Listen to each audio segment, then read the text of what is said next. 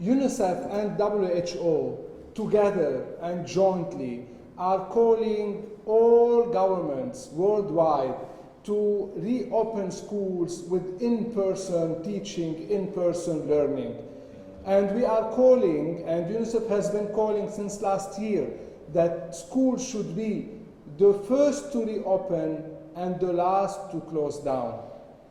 There are hundreds of proofs that children are regressing academically, but also their mental health is being affected and their social interaction and social skills has also been affected by the closure of schools. Whereas it has been also proved that schools worldwide have not been a key drive for disease transmission. Rate of vaccination for a certain specific professional category, such as teachers, is it a requirement, this specific rate of vaccination, is it required for other sectors? So why should it be required only for schools? When all sectors are open, why should schools close down? And have we thought of the children who do not, thousands of children who do not have access to internet? I mean, someone needs to tell us, how will these children get their education? They will miss out on their education. And this will create huge problems for the 1,000 children who will not be able to follow the online education. I have been to many regions of Georgia where children do not have access to internet. The most recent one was Mestia, and children there told me they don't have access. How will they follow their online education? So we have to think of all these children. In addition to that, we have to think of a differentiated approach. Are all regions affected the same way in terms of COVID-19? There are villages where the positivity rate could be very, very, very low.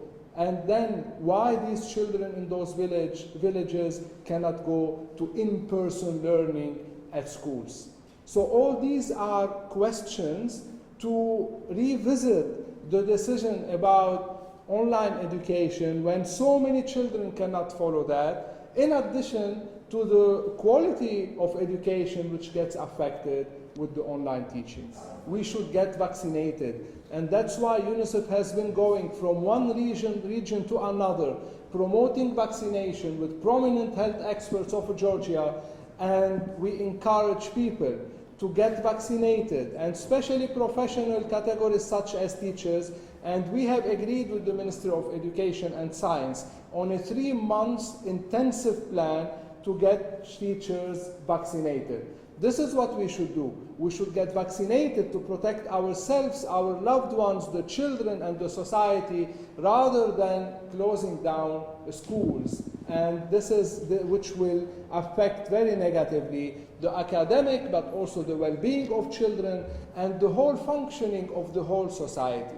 What we say here, that coming back to schools, it has been proven, and globally, worldwide, that schools are not a key drive for disease transmission. Whereas closure of schools has been, and proven as well, has been very, very, very harmful to children, to their academic level, but also to their social life, to their interaction skills, and to their social skills. We have to think that in a couple of years from now, what would be the consequences of closing down schools? We have to adapt, and the power of adaptation is the best thing we can do when we are living and facing challenges such as the COVID-19 pandemic ones.